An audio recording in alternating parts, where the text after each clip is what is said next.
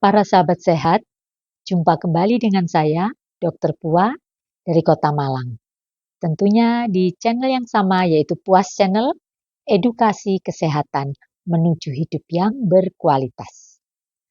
Para sahabat sehat, tanggal 17 April diperingati sebagai Hari Hemofili Sedunia.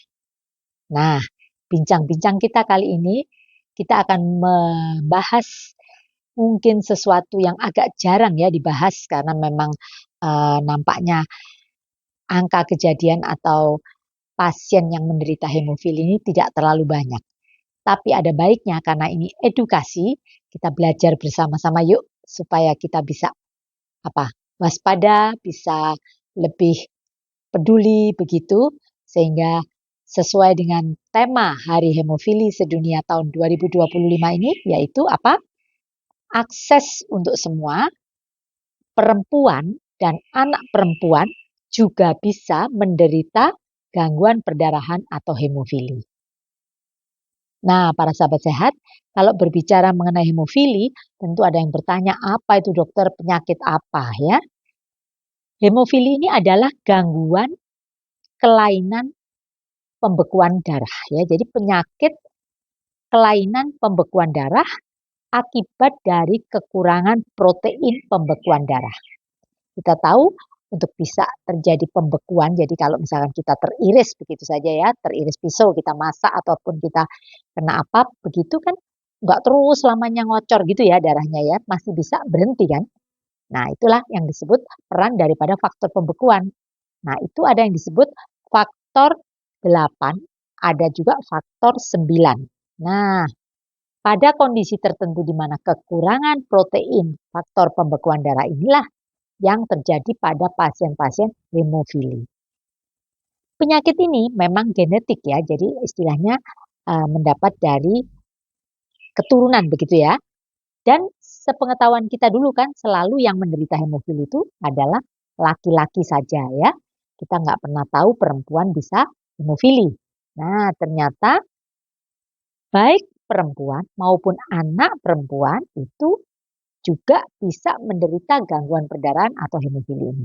Oleh sebab itu, tema Hari Hemofili Sedunia tahun ini adalah akses untuk semua. Jadi tidak hanya untuk laki-laki ya, bisa untuk perempuan, bisa untuk anak-anak, bisa untuk dewasa, begitu ya. Jadi kita udah tahu bahwa ini penyakit genetik yang sebagian besar memang menyerang atau dialami oleh laki-laki, tapi perempuan pun bisa. Nah, mungkin ada yang bertanya, dokter wong angka kejadiannya juga jarang.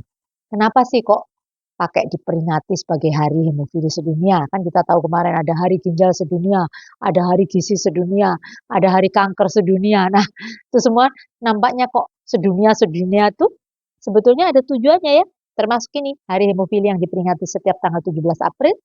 Tujuannya adalah untuk meningkatkan kesadaran masyarakat. Jadi tidak boleh dianggap nggak masalah. Ya udah, diterima aja nasib. Nah, bukan begitu ya, tapi untuk meningkatkan kesadaran masyarakat, edukasi ya. Jadi seperti saya saat ini memberi edukasi tentang hemofili, itu juga merupakan salah satu tujuan peringatan daripada Hari Hemofili Sedunia itu. Karena kita harus memperjuangkan hak-hak pasien hemofili itu dengan cara kita melakukan advokasi, pendekatan ke segala bidang begitu, sehingga muncullah rasa solidaritas. Jadi ya, seperti bulan kemarin kan kita peringati waktu 21 Maret kan Hari Down Syndrome ya, Hari Down Syndrome sedunia. Nah, tiap bulan tuh ada saja hari-hari tertentu yang diperingati sebagai masalah yang berkaitan dengan gangguan kesehatan begitu ya. Nah, sekarang kembali ke masalah hemofili. Kalau kita sudah tahu bahwa tujuan peringatan ini adalah untuk meningkatkan kesadaran masyarakat, untuk meningkatkan edukasi, untuk meningkatkan kepedulian kita terhadap hemofili itu, sehingga harapannya bisa dideteksi sedini mungkin. Nah, saya beri contoh gejala yang paling gampang. Namanya saja kan gangguan pembekuan darah. Berarti apa? Perdarahannya banyak, sering mengalami mimisan. Mungkin kalau wanita juga mungkin haidnya jadi tidak karu-karuan, banyak banget begitu ya. Kemudian jatuh dikit atau terbentur dikit mudah memar sehingga menyebabkan perdarahan pada sendi ataupun otot begitu ya. Jadi sekali lagi orang normal kan kalaupun ketatap apa kebentur itu kan bisa memar, tapi kan sebentar saja sudah pulih begitu ya. Pada orang hemofili tidak ya, karena terjadi perdarahan pada otot ya, jadi memarnya nggak sembuh-sembuh begitu ya. Oke, jadi kalau ada gejala-gejala sederhana yang seperti itu, kita langsung waspada. Kita memeriksakan diri, apakah ini termasuk masih batas wajar, ataukah sudah termasuk di dalam kriteria yang tidak wajar, atau bahkan ini sudah merupakan gejala daripada hemofili ya. Nah, kenapa sekarang sebagai wanita, karena kita dari dulu pengetahuan kita bahwa hemofili itu selalu pada laki-laki begitu, sehingga kita kurang apa? Kurang cepat atau kurang waspada terhadap gejala yang dialami pada perempuan ya. Kurang diagnose karena kita kurang waspada ya, sekali lagi karena kita menganggap remeh, dianggapnya nggak apa-apa, sehingga menyebabkan keterlambatan diagnose ya. Kalau diagnosenya aja terlambat ya otomatis terapinya jadi pengobatannya tidak memadai ya. Karena diagnosenya terlambat otomatis terapi atau penata laksanaannya juga terlambat ya. Sekali lagi hal ini karena didasari kurangnya kesadaran masyarakat mengenai gangguan pembekuan darah itu tadi ya. Nah, mungkin ada yang bertanya, apa sih dokter dampaknya? Apakah juga akan menyebabkan kematian misalkan gitu? Karena kalau ngomong misalkan masalah kanker kan kita sudah langsung berpikir yang seperti itu. Tapi hemofili karena ini ada kaitannya dengan perdarahan, jangan dianggap remeh ya. Kalau berdarahnya nggak bisa berhenti, contoh sederhana, anak laki-laki di khitan ya, sirkumsisi ya, sunat itu, kalau dia tidak bisa membeku, bayangin kalau udah terlanjur dipotong nggak bisa membeku, perdarahannya nggak bisa berhenti, kan berbahaya juga. Nah ya, pada wanita sama, kalau dia haid nggak bisa berhenti juga, nah itu juga harus waspada. Atau katakanlah mengalami atau menjalani operasi. Operasi itu kan kalau ada perdarahan mau diikat dengan benang, mau di kauter itu kan harusnya bisa berhenti. Pada pasien-pasien hemofili ini nggak bisa berhenti kan otomatis berbahaya juga ya. Jadi sekali lagi karena kurangnya kesadaran, kurangnya atau terlambatnya diagnosa ditegakkan sehingga menyebabkan penata laksanaan yang kurang memadai. Dan ini akan berdampak kepada kualitas hidup ya.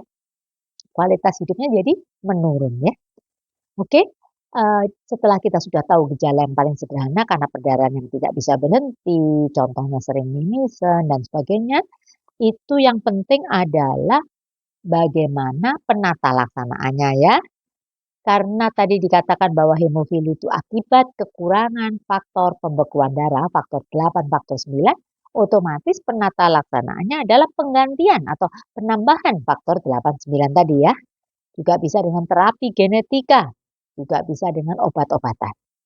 Jadi sekali lagi, memang ini agak spesialistis, nggak bisa saya jelaskan secara apa ya bahasa sederhana, tapi paling tidak saya ingin memicu atau memberi edukasi ini tujuannya adalah agar kita jadi seperti tersadar, diingatkan bahwa kalau ada kelainan pembekuan darah, jangan dianggap remeh.